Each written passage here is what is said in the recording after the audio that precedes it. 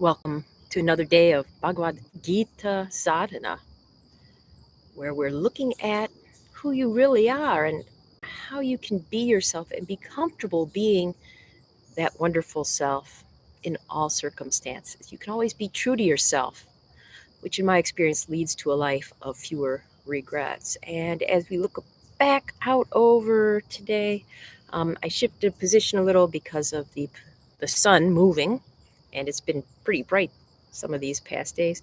And this, by the way, is my hammock, in which sometimes I contemplate with my eyes closed in the afternoon. So now you know a little bit more about me, and through the Gita, I'm hoping you get to know a little bit more about yourself. A lot of the writings are kind of archetypal in that they're talking about a universal reality, which is why the Gita has been so popular for centuries. However, it can present a certain challenge. We're going to spend the next couple of days with, in my opinion, one of the most challenging parts of the Gita. Two little verses that can cause a whole lot of. Now, there's a story. I know some of you like my stories, Maria, about why this particular part of the Gita might be so dense. In fact, some of the Mahabharata, which the Gita is from, that's the Gita source work, some of that is pretty flippin' dense. So I don't know if, at this point, having gone through all this sadhana and being on chapter 9, again, you're like, this is a lot. Sometimes I think, oh, a morning off, what would that be like? And let me assure you that the scribe of the Gita and the Mahabharata felt the same way. If you're not familiar, one of the stories about the origin of the Mahabharata and then thus the Gita is that this great sage Vedavyas composed a mighty poem in his mind. And it was so good that the creator himself came to Vedavyas and said, you should write it down. Vedavyas is like, it's so long. I couldn't possibly. What pen would hold up to the work of writing down this very, very lengthy, 10 times longer than the Bible for Westerners who are familiar with, or anybody familiar with that work? That's pretty long, imagine. And so Vedavyas is like, oh, I need some help. The creator said, well, appeal to Ganesh because he's the remover of obstacles and he loves to help people. So Vedavyas invoked Ganesh, which Ganesh is an elephant-headed deity. You may be familiar with this.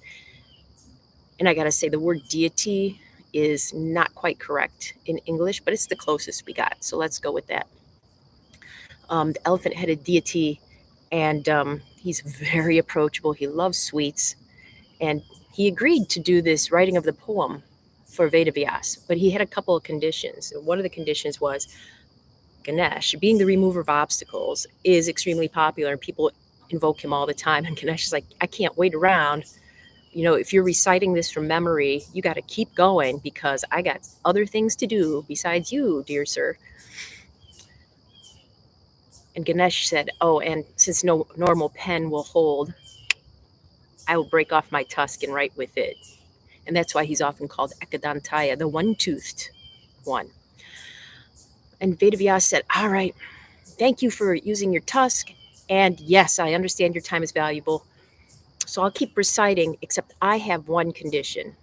And that is, I don't want you to write anything down unless you fully understand it. That gives me some feedback. What's too tough,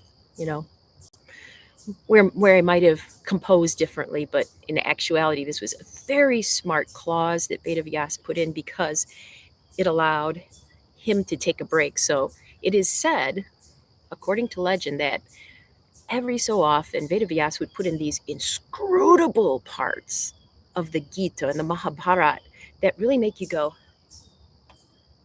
because they also made Ganesh go. And while Ganesh was going,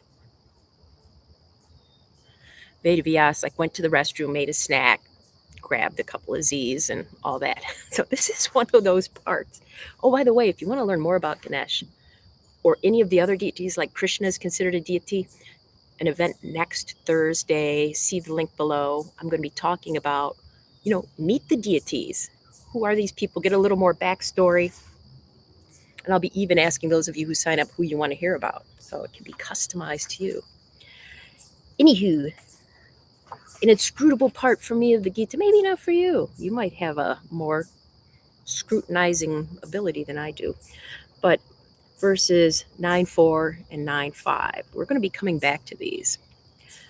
So since we'll be coming back to these, I'm going to just prepare you with an easy, hopefully, segue in. And that's kind of the very first line of verse 4. And it's in any one of these Song of Your Soul books. So if you have those, make sure you have one of them tomorrow. But I'll just talk about this first line. By my unmanifested self with a capital S. And even that, we might go, what exactly does that mean? My unmanifested self. What the heck? And how can I relate to that? Because here I am, I'm a self. There I am. I'm manifest. And this world is manifest. So let's talk a little bit about unmanifest versus manifest. And this is one of those pairs of opposites in the Gita that you can get to know about yourself. And when you do, you might find yourself living your life more comfortably and differently. I'm going to go back to my friend, Mr. Acorn, because we have this gorgeous oak tree who is now partially obscured by the brilliance of the sun.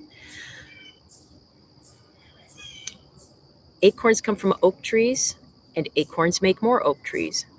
But how? One might wonder initially, seeing the size difference, for example, between a tiny acorn and a gigundous oak. We have an oak just a few blocks away that's 400 years old. It's huge. So this is the manifest part of the acorn, right? But the unmanifest part is the oak tree. I cannot see it. In fact, I wonder, how can an oak tree fit in this acorn? And I can even take off its little hat, its little lid, and look, there's no oak tree in there. It is unmanifest, but that doesn't make it any less real or powerful. And similarly, you are an acorn in this world, and you have this potential that maybe others haven't been able to see in you. And maybe you go, I can't see it myself, but it is there. And one of the great things about Krishna compared to his friend Arjun, who is doubting himself, is that Krishna recognizes all this unmanifest potential in himself. And he's like, I'm a mighty dude. Even though I might look compact, I have such potential. Today I'm going to invite you to really try to connect with that concept within yourself before we go on tomorrow to the more challenging ones. So today I'm dedicating my practice to all those unimaginable to us who are yet to be, who are yet to become manifest, whether they be people, spiders, flowers, hawks, planets, universes. This is for you. Okay, so let's give this a shot.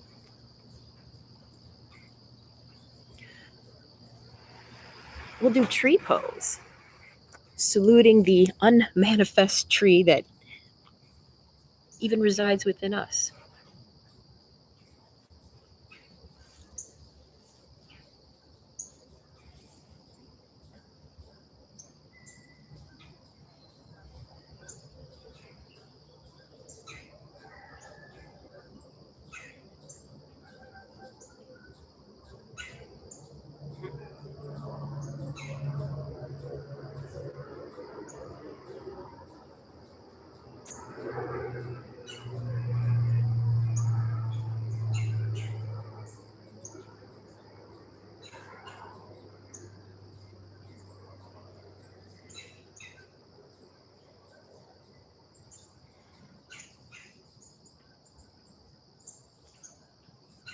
Switch sides.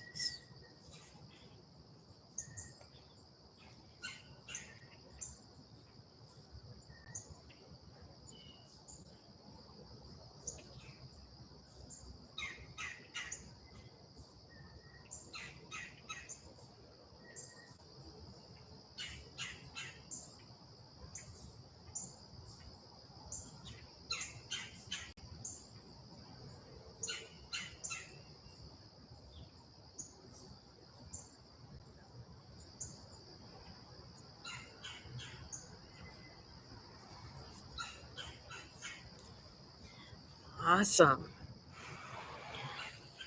All right, my little acorns. Woo, the brilliant sun. Here we go. I invite you for the next 5 minutes to really contemplate what exists within that's unmanifest yet, this wonderful, amazing storehouse of possibility within you. Let's get the timer started. 5 minutes.